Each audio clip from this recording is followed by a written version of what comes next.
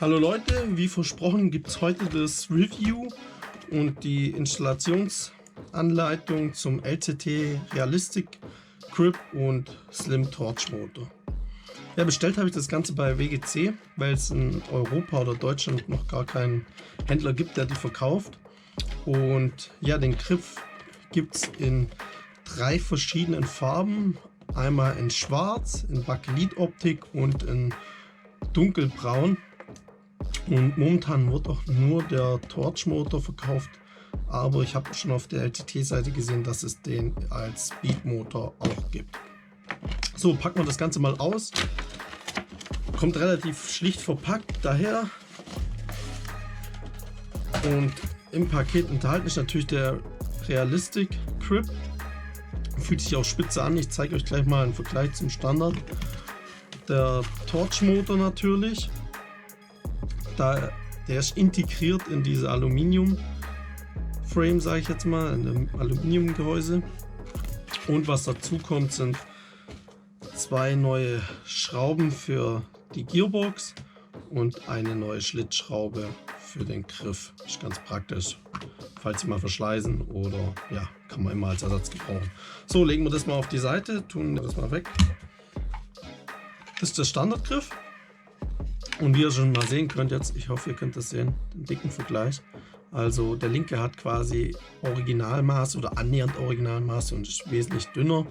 Und der Airsoft Tokyo Marui Griff halt, also wie es halt ursprünglich mal von Tokyo Marui entwickelt wurde, ist wesentlich dicker, damit diese dicken alten Motoren da reinpassen, diese Standardmotoren. Und jetzt auch allein vom Material her fühlt sich der neue Griff wesentlich besser an. Das Material ist gefühlt etwas dicker und er lässt sich auch nicht so arg eindrücken und er ist auch ein bisschen, lässt sich besser greifen. Also es ist so eine leicht strukturierte Oberfläche, während der hier ganz glatt ist, jetzt bis hier auf das. Aber ansonsten ist er richtig glatt und man muss sagen, also er greift sich viel besser. Er ist auch ein minimales Stück, also minimal nicht, aber er ist auch ein bisschen kürzer, wie ihr sehen könnt. Also gute, ja, knapp einen Zentimeter, ich würde sagen 8 mm ist der kürzer, was halt auch der Original AK-Griff nun mal ist. Noch ein Vergleich, wo ich euch geben kann, ich habe nicht nur die schwarze Variante, sondern auch die Bakelit-Variante. Und da könnt ihr jetzt mal ganz schön sehen, das ist der LCT Standard Bakelit-Griff und das ist der neue Realistic Grip. Und ihr seht ja einfach auch, diese Bakelit-Optik sieht bei dem Realistic Grip wesentlich geiler aus, also kommt wesentlich näher ans Original, auch noch nicht 100%, aber kommt wesentlich näher ans Original, während der hier, ja, er sieht besser aus als ein brauner Griff, aber annähernd nicht so geil wie der hier. Ja, und auch von der Qualität, wie ihr sehen könnt, also der ist richtig dünn und der ist richtig schön dick und man sieht ja auch, hier gab es schon Risse, ist der mir schon gebrochen. Und das kann ich mir bei dem jetzt nicht vorstellen. Das Material ist wesentlich dicker und robuster. Ja, machen wir weiter. Legen wir das mal auf die Seite und tun den Motor tauschen. Den brauche ich natürlich wieder. Schon mal den Motor mal einpacken, damit kein Dreck hinkommt. Ich muss einen Schluck Whisky nehmen. Ja. So, hier haben wir eine Standard LCT AK74M 2016er Variante. Und als erstes lösen wir natürlich hier die untere Griffstückschraube. Wichtig, bei der Demontage nutzt immer die passenden Schraubenzieher. Andererseits macht ihr euch die Schrauben kaputt, die Schraubenköpfe, und das wäre natürlich nicht gut. Hier haben wir von der 2016er Variante schon diesen neuen LCT High Torch Motor verbaut. Der ist wie gesagt seit der 2016er Variante drin. Was noch nicht drin ist, ist ein MOSFET.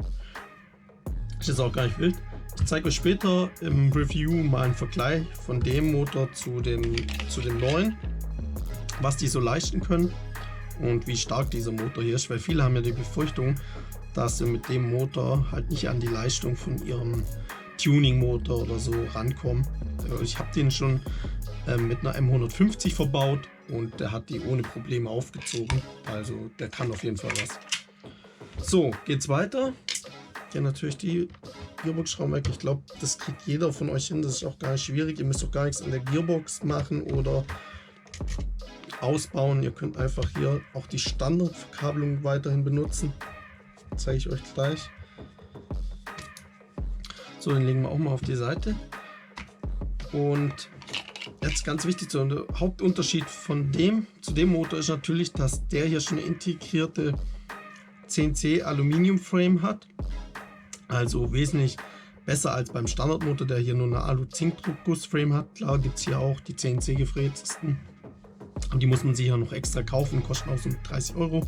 Und hier ist es quasi direkt dabei.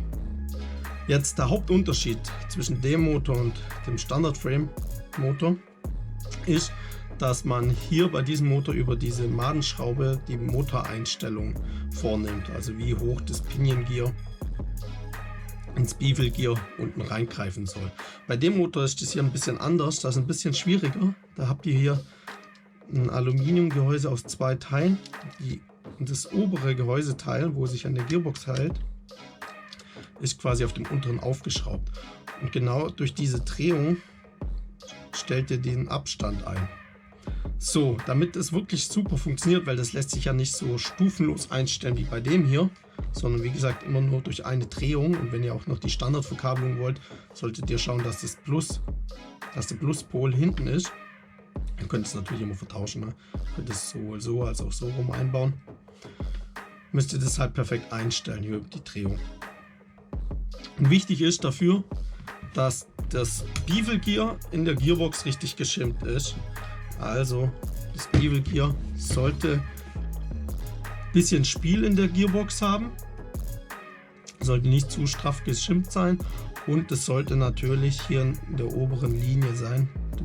Also in dieser Linie vom Gehäuse sollten die oberen Zähne liegen. Wenn das Bevel Gear zu weit runter geschimmt ist, dann kann das Probleme geben. Wenn ihr hier ein Spiel haben solltet, ne, von der Einstellung her, wenn es zu fest ist, also wenn es sehr fest angepresst ist, dann habt ihr hier kein Spiel. Wenn das ein bisschen lockerer angedreht ist, dann habt ihr hier ein minimales Spiel. Und wenn ihr das komplett raus haben wollt, dann kann ich euch empfehlen, nutzt solche 1 mm Gummi-Unterlagsscheiben. Die könnt ihr hier perfekt drunter legen. Also ihr könnt das aufmachen, könnt ihr hier drunter legen, wieder festschrauben und dann habt ihr nochmal eine zusätzliche Fixierung und das nimmt ein bisschen Spiel hier raus. Hier werde ich es wahrscheinlich nicht gebrauchen, weil es die Standard LCT Gearbox ist. Passt übrigens auch super an die E&L Gearbox, da habe ich es auch schon verbaut. Hier soll es keine Probleme geben, weil es wie gesagt die Standard LCT Gearbox ist. Wenn ihr da Probleme habt, wenn es hier wackelt oder so, dann könnt ihr hier wie gesagt einen anderen Gummiring nehmen oder zusätzlich solche 1 mm Gummi-Unterlagsscheiben. Dann könnt ihr hier nochmal ein bisschen Spiel rausnehmen.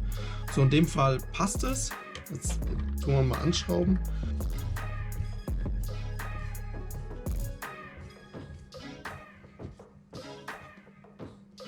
So, nach fest kommt ab, also nur handfest anziehen. Das Ganze. Und ihr könnt wie gesagt weiterhin die Originalverkabelung nehmen. Einzige, was sich ändert, ist, dass das Plusstecker jetzt nicht auf der rechten, sondern auf der linken Seite ist. Da müsst ihr vorsichtig sein, diese Metallhalterung von dem Griff, von dem Motor, können relativ schnell umknicken und abbrechen. Also hier müsst ihr wirklich vorsichtig sein. Ihr müsst zusätzlich noch, weil das Griffstück hier drauf liegt, müsst ihr die umknicken, die Motorstücke. Müsst ihr einmal so drehen und 90 Grad Winkel umknicken. Das müssen wir ganz auch noch beim Plus machen. Damit das besser liegt, verkabelt ihr erst das Minuskabel und dann nehmt ihr das Pluskabel drüber.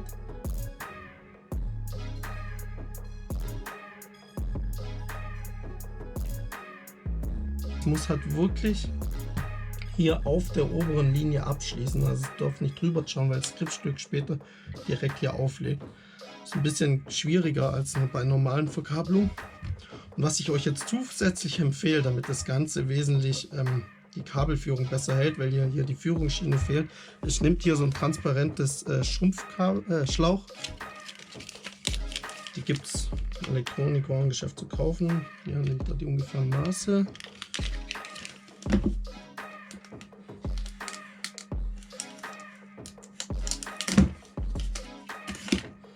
So, geht's daher, nimmt diesen transparenten Schlumpfschlauch, fahrt's drüber, genau, weil das macht es euch später bei der Installation leichter. Und jetzt müsst ihr aber einen Heißluftföhn nehmen, weil mit dem Feuerzeug wird das nie funktionieren. Den müsst ihr jetzt vorsichtig erwärmen, ich zeige euch mal.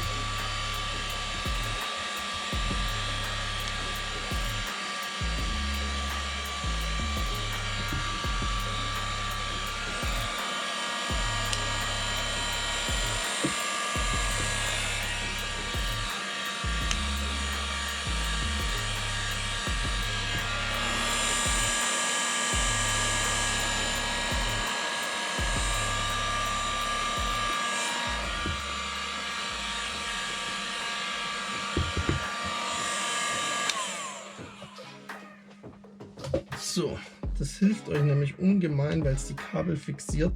Das ist jetzt bei der Griffstückinstallation, macht es das Ganze einfacher. Jo, dann schiebt ihr einfach den Griff drüber. Bisschen wackeln, weil es ist natürlich wesentlich weniger Platz für Kabel und sowas drin. Dann müsst das alles passgenau passen. Dann drückt ihr den so ein bisschen rein. Der muss auf jeden Fall hier in diese Verankerung rein. Kann sein, dass ihr je nachdem, an welchem Hersteller ihr das installiert, hier bei dem Plastik-Nippel ein bisschen Material abnehmen müsst. Und hier vorne sind auch nochmal, hier auf der rechten Seite ein kleiner Nippel und hier vorne. Die greifen sich dann ins Gehäuse rein und fixieren den Griff ungemein gut. So, als nächstes kommt die Motorschraube. Und dann müsst ihr jetzt ein bisschen den Griff vordrücken, weil ihr habt hinten eben die Kabel, die nehmen etwas Platz weg. So. Vorsichtig reinschrauben. Und wie gesagt, auch wieder nur handfest anschrauben. So, das passt. So, und dann ist das Ganze auch schon installiert. Sitzt ungemein fest, also wackelt nichts. Das ist wirklich... Upsi, das ist wirklich phänomenal. Also dieser Griff wackelt keinen Millimeter und lässt sich wesentlich besser greifen. Also der sitzt richtig gut dran. Das ist wirklich auch der beste Vorteil im Vergleich zum Standardgriff, weil der kann ab und zu wackeln und fühlt sich insgesamt auch nicht so robust an. Das hier fühlt sich ungemein solide an. Ähnlich wie man es vielleicht von der GBB kennt. Und ja, würde ich mal sagen, als nächstes kommt der Schusstestvergleich.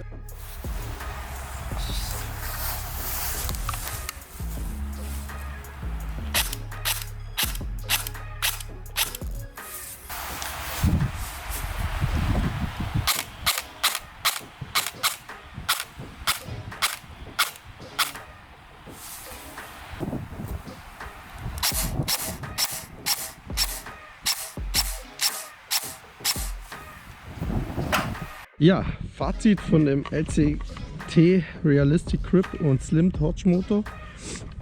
Ihr habt es gerade eben gesehen, also der Motor zieht wirklich ohne Probleme bis zu M150 Spring auf. Ich würde sagen, der geht auch bis M170. Also ihr habt nicht wirklich Nachteile mit einem normalen Tuning Motor.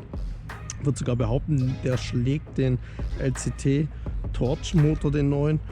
Und ja, es sieht einfach mega geil aus, also es fühlt sich viel besser an, sieht realistisch aus, greift sich wesentlich besser und er hält auch richtig robust. Man muss sagen, ich habe jetzt hier keine Probleme, den in einer Hand zu halten und es wackelt nichts, also sitzt bombenfest.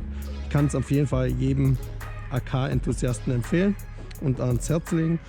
Und ja, schreibt es in die Comments, wenn euch das Video gefallen hat. Wenn ihr in Zukunft öfters sowas sehen wollt, könnte ich sowas produzieren. Schreibt es in die Kommentare, würde mich freuen. Danke, man sieht sich.